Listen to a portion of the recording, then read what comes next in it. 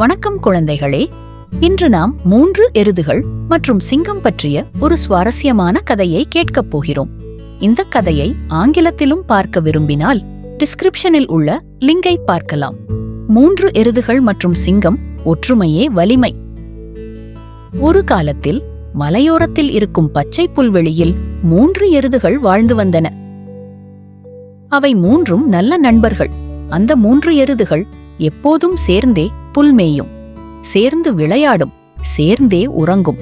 அவற்றின் ஒற்றுமையால் எந்த காட்டு விலங்கும் அவைகளை தாக்கத் துணியவில்லை. ஒருவரை ஒருவர் காத்துக்கொண்டன.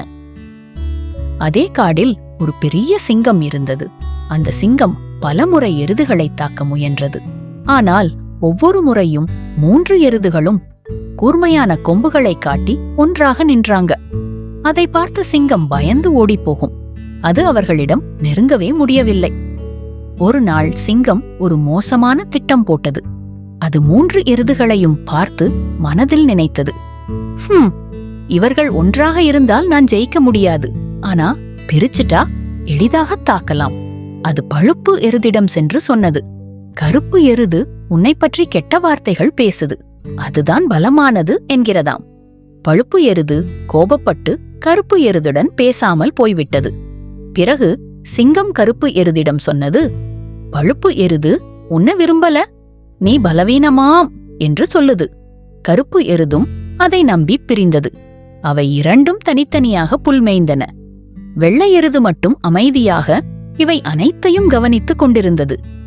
வெள்ளை எருது மனதில் நினைத்தது, சிங்கம் பொய் சொல்லி நம்மை பிரிக்கிறது, அப்படிச் செய்தா நம்மை தனித்தனியா தாக்கும். அது உடனே பழுப்பு எருதிடம் சென்று சொன்னது, நண்பா, நம்மை பிரிக்க சிங்கம் பொய்கள் பேசுது. நம்மை தனித்தனியாக பிரித்து வேட்டையாடி உண்பதே அதன் திட்டம் என்று கூறியது.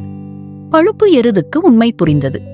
அடுத்து கருப்பு எருதை எச்சரிக்கச் செல்லும்போது சிங்கம் கருப்பு எருதை தாக்கியது. கருப்பு எருது பயந்து கத்தியது, உதவி, உதவி.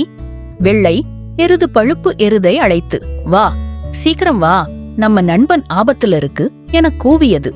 பழுப்பு எருது உண்மையை உணர்ந்து, ஐயோ, ஒரு பெரிய தவறு செய்துட்டேன் என்று ஓடி வந்தது.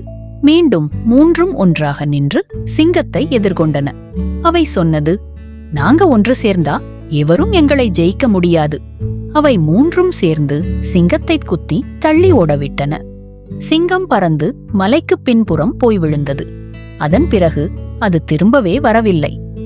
எருதுகள் உணர்ந்த பாடம், நாம் சேர்ந்து இருந்தால் பாதுகாப்பாக இருந்தோம், பிரிந்து சென்றதும் பலவீனமானோம். இனிமேல் ஒருபோதும் சண்டை போட மாட்டோம். நட்பை உடைக்கும் பொய்களை நம்ப மாட்டோம். சேர்ந்து நம்பிக்கையுடன் இருப்போம். இந்த கதையின் மூலம் நாம் கற்ற பாடம், ஒற்றுமையே வலிமை. ஒன்றுபட்டால் எவரும் நம்மை தோற்கடிக்க முடியாது. நட்பை உடைக்கும் பொய்களை ஒருபோதும் நம்பாதீர்கள்.